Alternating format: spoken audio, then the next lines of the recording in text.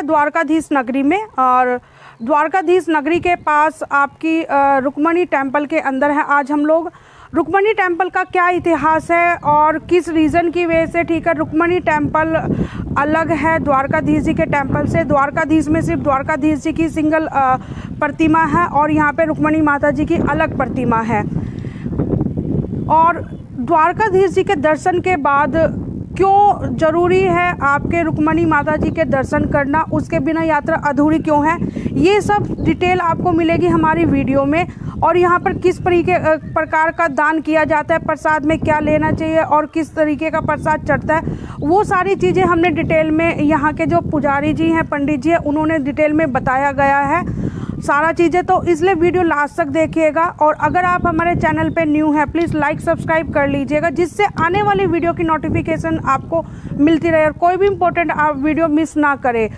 ये जो एरिया है आपका द्वारकाधीश टेम्पल से लगभग 1.5 से 2 किलोमीटर के डिस्टेंस पे होगा। और यहाँ आने के लिए द्वारका नगरी, ये आपकी सावन सप्तपुरी में से एक वो आती है। दूसरा, ये बड़ी चार धाम यात्रा में से एक मानी जाती है। आपकी छोटी चार धाम यात्रा हमारी उत्तराखंड में होती है और बड़ी चार धाम यात्रा में से आपकी रामेश्वरम, आपकी जगन्नाथपुरी, आपकी द्वारकाधीश, ये इसमें से एक हमारी, ठीक है, जो यात्रा है, ठीक है, मेन मानी जाती है। और कहते हैं कि इंसान ने अगर यहाँ पर एक बार दर्शन कर लिए तो जीवन मृत्यु से उसे छुटकारा मिल जाता है और मोक्ष मिल जाता है। तो यदि आपका कभी भी भविष्य में प्लान अहमदाबाद आने का, तो अहमदाबाद से 600 किलोमीटर की दूरी पे द्वारकाधीश जी टेम्पल है और वहीं पे द्वारकाधीश जी के पास में 1.5 से 2 किलोमीटर पे रुक्मणी टेम्पल है। दोनों के दर्शन कीजिए और श्री द्वारकाधीश जी का और रुक्मणी माता का आशीर्वाद आप प्राप्त कीजिएगा। यहाँ पर जलदान की प्रथा है। जलदान में, क्योंकि यहाँ जितने भी जल आता है, क्योंकि दुर्वासा ऋषि के श्राप देने के बाद यहाँ का जो पानी है वो खारा पानी है, और तो इसलिए यहाँ पर टैंकर के द्वारा पानी आता है। मंदिर में जो प्रसाद के रूप में मिलता है वो यहाँ पर जल मिलता है आपको। और यहाँ पे जल दान की प्रथा है या गौ दान की प्रथा है, तो प्रसाद के रूप में भी आपको यहाँ पे जल ही मिलेगा। और दुर्वासा ऋषि जी के द्वारा श्राप दिया गया था रुक्मणी देवी जी को, रुक्मणी माता जी को। तो रुक्मणी माता के साथ साथ उनका, ठीक है, जीवन, उनका, ठीक है, किस तरीके से श्राप से उन्हें मुक्ति मिली, ये सारी चीज़ें हमने कवर की इस वीडियो में। जय रुक्मणी दी। भीष्मक की कन्या है, सोने की द्वारका की महारानी है, जिन्होंने कभी स्वप्नों में भी नहीं सोचा था कि मेरे जीवन में कभी ऐसा दिन आएगा मुझे ये रथ खींचने का काम करना पड़ेगा। रथ खींचने के वजह से रुक्मणी देवी को जल की, पानी की प्यास लगती है।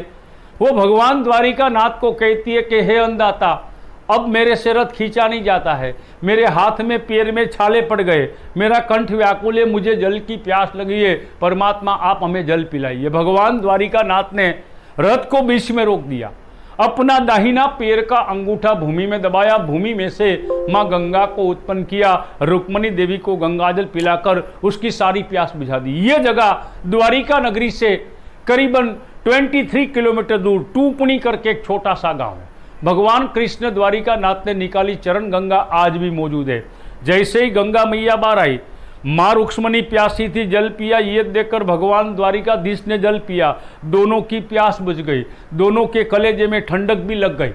मगर जलबाजी में ये भगवान द्वारिकानाथ माँ रुक्मणी से मिस्टेक, गलती ये हो गई। रथ में विराजमान माँ मुनि दुर्वासा ऋषि को पूछना चाहिए, महाराज आपको जल प्रसाद पीना है कि नहीं। दुर्वासा महाराज को नहीं पूछा। दुर्वासा ऋषि है, वो क्रोधी ऋषि है, उसको गुस्सा आ गया, उसने भगवान कृष्ण और माता रुक्मणी को श्राप दे दिया। पहला नंबर का श्राप माँ रुक्मणी को दिया कि देवी आपने क्या समझकर ब्राह्मण को घर भोजन के लिए बुलाया। रुक्मणी तूने ब्राह्मण को भोजन नहीं करवाया, जल का पानी का आग्रह नहीं किया, आपने ऋषि कुल का, गुरुकुल का अपराध किया है। देवी मैं आपको श्राप देता हूं कि तुम भगवान द्वारिकानाथ को इतना प्यार करती हो, इतना चाहती हो, मेरा श्राप रहेगा आपकी द्वारिका नगरी में, आपका और भगवान द्वारिकाधीश का 12 साल का जुदाई हो जाएगा। तो भगवान के वियोग में ये पवित्र भूमि जहां आप खड़े हो, वहां 12 साल तप और भक्ति किया, इसके फलस्वरूप ठाकुर जी का मंदिर गांव में है, माँ रुक्मणी बड़ी पटरानी है, फिर भी भगवान से ये 2 किलोमीटर की दूरी पर विराजमान है। All over India, all over Hindustan के अंदर रुक्मणी देवी का प्राचीन मंदिर सिर्फ 2 जगह के ऊपर आया हुआ है। एक मंदिर ये द्वारिका नगरी में, दूसरा मंदिर महाराष्ट्र के अंदर पंढरपुर में विट्ठल रुक्मणी का मंदिर है। इस मंदिर का निर्माण भगवान का परपोता राजा वज्रनाभ ने इस प्राचीन मंदिर का निर्माण किया है। दूसरा नंबर का श्राप भगवान द्वारिका नाथ को दिया, मेरी आज्ञा के बिना आपने गंगा को उत्पन्न किया, रुक्मणी देवी को आपने गंगाजल पिलाया। हे द्वारिका के नाथ, मैं आपकी द्वारिका नगरी को श्राप देता हूं कि आपकी द्वारिका नगरी वो कली काल में सोने की द्वारिका होगी, 4 धाम 7 पुरी में प्रमुख द्वारका होगी। आपकी द्वारिका नगरी में आने वाले हर यात्री को यहाँ तन की मन की शांति मिलेगी, मरने के बाद उस आत्मा को यहाँ मोक्ष गति प्राप्त होगी। इसलिए द्वारिका नगरी को मोक्षपुरी धाम भी कहा जाता है। मगर मेरा श्राप रहेगा, आपकी द्वारिका नगरी में आज जीवन कभी पीने के लिए मीठा पानी नहीं मिलेगा। आपकी भूमि का पानी हमेशा के लिए नमकीन वाला सोल्टी खारा पानी बन जाएगा। आज भी दुर्वासा ऋषि के श्राप के कारण ये द्वारिका नगरी में कुआं करो, बोरिंग करो, हैंडपंप बिठाओ, कितना भी बारिश गिरे, ये भूमि में से जो पानी प्राप्त होता है वो समुद्र महाराज का नमकीन वाला खारा पानी मिलता है। 12 साल परिपूर्ण हुआ, भगवान द्वारिका नाथ और माता रुक्मणी ने दुर्वासा महाराज का पूजन किया, अर्चन किया। वो दुर्वासा ऋषि ने पति पत्नी को जैसे श्राप दिया था, ऐसे आशीर्वाद प्रदान किया। आशीर्वाद ये दिया कि जो यात्री यात्रा के नाम से द्वारिका नगरी में आएंगे, आप भगवान द्वारिकाधीश का दर्शन करके चाहे कितना भी दान धर्म करके अपने गांव चले जाओ, घर जाके बोलो मैं द्वारिकाधीश की यात्रा करके आया, आपकी आधा यात्रा होती है। मां रुक्मणी को दुर्वासा ऋषि ने आधा यात्रा की मालकिन बनाया। इसका दर्शन करने से यात्रा परिपूर्ण होती है और यहाँ आने वाले यात्री मां रुक्मणी का दर्शन करते हैं। दर्शन करने के बाद जब आप नीचे उतरोगे, सामने पटांगण में पानी का प्याऊ है, वहाँ पे आपको जाना है। माता रुक्मणी का प्रसाद समझकर, गंगाजल समझकर आपको यहाँ जल का प्रसाद लेना है। दूसरा मेन कार्य ये मंदिर में यहाँ जल का, पानी का दान।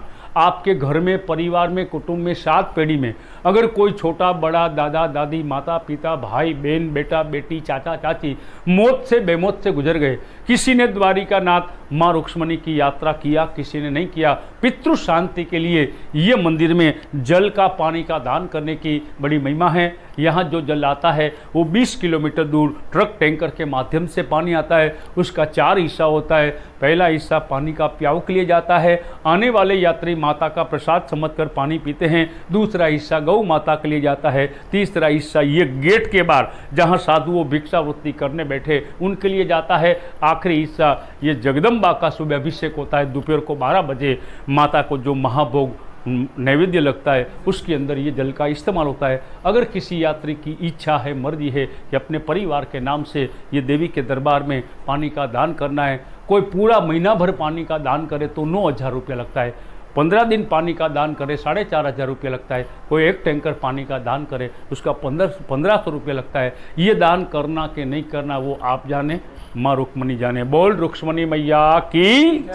हो गया। पंडित जी आपका नाम? मेरा नाम है यशवंत मगनलाल दवे, यानी कि मेरे इनटू ब्रैकेट मेरे को लाला भाई के नाम से पूरी द्वारिका में जाना जाता है।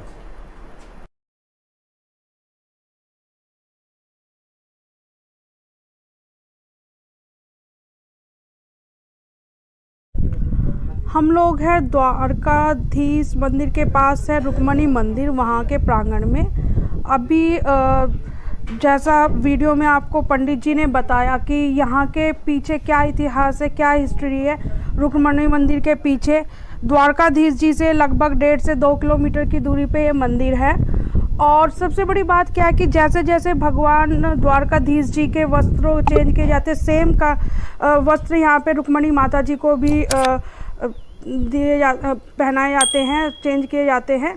और ये सामने द्वार है रुक्मणी माता मंदिर के, और सामने रुक्मणी माता जी बैठी हुई हैं। यहाँ पर जो दान किया जाता है वो जल दान किया जाता है, क्योंकि दुर्वासा ऋषि जी ने श्राप दिया था रुक्मणी माता को, तो उसी के एवज में यहाँ पर जो दान किया जाता है वो जल दान किया जाता है। और प्रसाद के रूप में भी जल का ही लिया जाता है। बाकी यहाँ कोई खास ऐसा प्रसाद वगैरह नहीं चढ़ाया जाता है। और मंदिरों की तरह।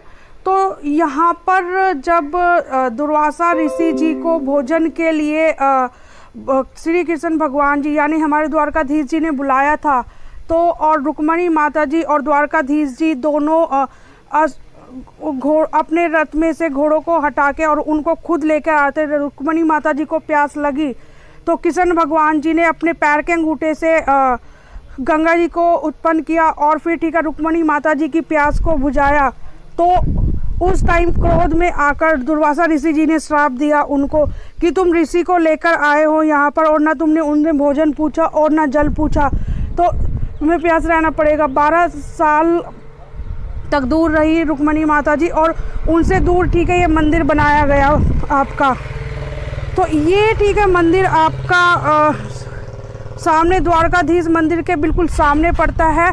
द्वारकाधीश जी पे जो पताका आप देख रहे हैं, झंडा जो देख रहे हैं वो आपका 52 मीटर का होता है। जब किसी की श्रद्धा और जो मन में इच्छा होती है वो पूरा हो जाता है। यहाँ पर वो 13 मीटर की होती है आपकी ध्वजा। अब ये देख सकते हैं ऊपर मैंने ध्वजा भी दिखाई आपको। ये जैसे किसी की मन्नत पूरी हो जाती है वैसे ही ठीक है वो चेंज करते हैं आपका। और किसी के मन में कोई भी श्रद्धा से अपने मन में कोई इच्छा लेकर आते हैं तो कहते हैं कि ठीक है उसकी यहाँ से सभी इच्छाएं पूर्ति हो जाती है। सच्चे मन से मांगी हुई हर इच्छा को यहाँ पे पूरी होती है। और द्वारकाधीश जी के दर्शन के बाद अगर आप वापस लौट जाते हैं और रुक्मणी माता जी टेम्पल के दर्शन नहीं करते हैं तो आपकी यात्रा अधूरी है, क्योंकि श्री कृष्ण भगवान जी की पटरानी रुक्मणी देवी, रुक्मणी माता के दर्शन के बिना यात्रा अधूरी है। आप जब भी द्वारका आए सबसे पहले द्वारकाधीश जी आपके और उसके बाद रुक्मणी माता जी के दर्शन करना अनिवार्य है, तभी आपकी यात्रा पूरी होगी और आपको यात्रा का लाभ मिलेगा। ये आसपास का एरिया जो ठीक है आपको दिखा रहे हो और यहाँ बड़ी ही शांति और पीस है। इससे आगे जाके आपका लगभग 25 किलोमीटर आगे जाके भेट द्वारका आते हैं, जहाँ एक टापू है और उस टापू पे जहाँ द्वारकाधीश ने अपना रेजिडेंस यानी कि अपना निवास स्थान बनाया था और वहीं सुदामा जी उनसे मिलने के लिए गए थे 3 मुट्ठी चावल लेके। तो वो भेट द्वारका के नाम से जानी जाती है, जहाँ उनका समस्त परिवार के साथ वो रहते थे। बाकी की डिटेल आगे की वीडियो में। सर्वमंगल मांगल्ये शिवे सर्वार्थ साधिके शरण्ये त्र्यंबके गौरी नारायणे नमोस्तुते। इस पावन भूमि श्री द्वारिका नगरी के गोपी तालाब ये घाट का यहाँ का महिमा ऐसे बताया गया है। जैसे महाभारत का युद्ध पूरा हो चुका था तो अर्जुन को घमंड आ गया था कि मेरे समान कोई नहीं, तो भगवान ने उसी भक्त को जैसे उसके अंदर रहते हुए अहंकार को दूर करने के लिए भगवान श्री कृष्ण ने अर्जुन को बताया गया था कि हे अर्जुन, सारी ये गोपियाँ है उसको वृंदावन से सब यात्रा करते करते वापिस आप वृंदावन लेके आइए। तो अर्जुन ने सारी गोपियों को लेकर आ रहे थे द्वारका नगरी तरफ और तो यहाँ बीच में भगवान ने अपनी शक्तियों से एक तालाब बनाया गया था। तो उसी तालाब ऐसा रचा गया था कि गोपियों ने देखकर सोचने लगी कि ऐसा हमने जल कहीं देखा नहीं है, ना मथुरा में देखा ना वृंदावन में ऐसा जल देखा। ऐसा जल देखकर गोपियों को स्नान करने का मन हो गया था। सारी गोपियाँ अर्जुन को रथ रुकवा कर यहाँ पे सर्व गोपियों स्नान करने लगी। वैसे गोपियों का वस्त्र जो बाहर रखे हुए थे तो भगवान ने अपनी माया शक्तियों से भील जातियों को उत्पन्न किए गए थे। तो उसी भील जातियों द्वारा अर्जुन के साथ युद्ध हुआ था। अर्जुन एक को मारते थे, यहाँ 2 यानी कि दुगना उत्पन्न हो जाते थे। ऐसे संख्या बढ़ती गई तो अर्जुन स्वयं थक गए। तब अर्जुन थक कर भगवान श्री कृष्ण को याद किया तब भगवान प्रकट हो चुके थे कि तत्र नारायणम देवम शुक्लवर्ण चतुर्भुजम शंख चक्र गदा पद्म वनमाला विभूषितम।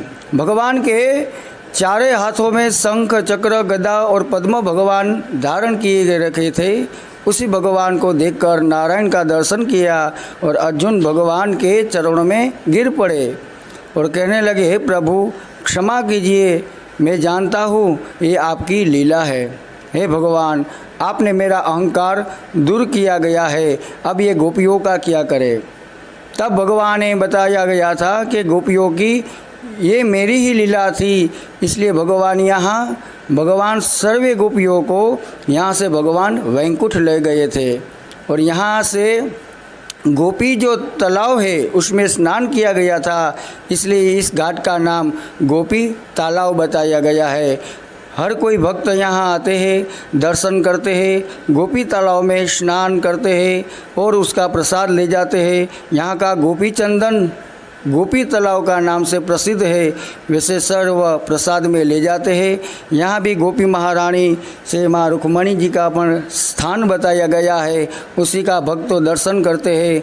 सर्व माता बहनों भाइयों मेरे मित्रों, ये इस द्वारका नगरी के अंदर, इस गोपी तालाब के अंदर माता रुक्मणी माता यानी कि गोपी महारानी रुक्मणी देवी का ये स्थान बताया गया है। और सर्वे भक्त को जब आपको कोई समय मिले तो यहाँ भगवान का अवश्य दर्शन करने के लिए आप पधारिए। नमस्कार, मैं अनिल महाराज शास्त्री जी, मैं यहीं रहने वाला यानी कि मीठापुर के रहने वाला हूँ और मैं यहाँ का सेवा पूजा करता हूँ और सर्वे मेरा भक्त को प्रणाम है। जय श्री कृष्ण।